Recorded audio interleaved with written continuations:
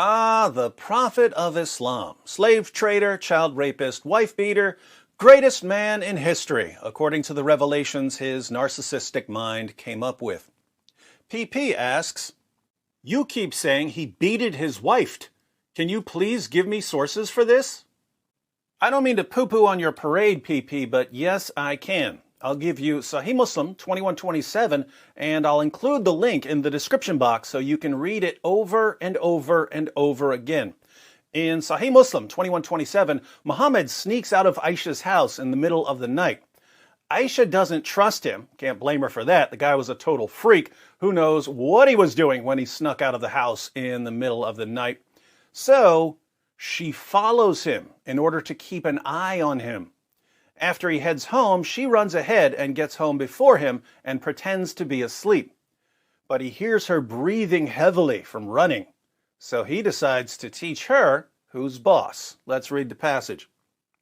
Muhammad ibn Qais said to the people, should I not narrate to you a hadith of the Holy Prophet on my authority and on the authority of my mother? We thought that he meant the mother who had given him birth. He, Muhammad ibn Qais, then reported that it was Aisha who had narrated this. Should I not narrate to you about myself and about the messenger of Allah, yada yada yada? We said, yes. She said, when it was my turn for Allah's messenger, yada yada yada, to spend the night with me, he turned his side, put on his mantle, and took off his shoes and placed them near his feet, and spread the corner of his shawl on his bed, and then lay down till he thought that I had gone to sleep.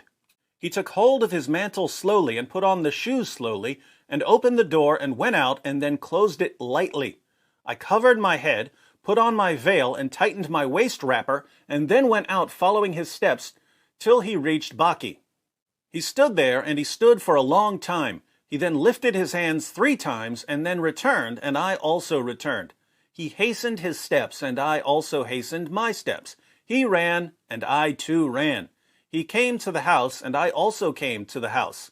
I, however, preceded him, and I entered the house. And as I lay down in the bed, he, the Holy Prophet, entered the house and said, why is it, O Aisha, that you are out of breath?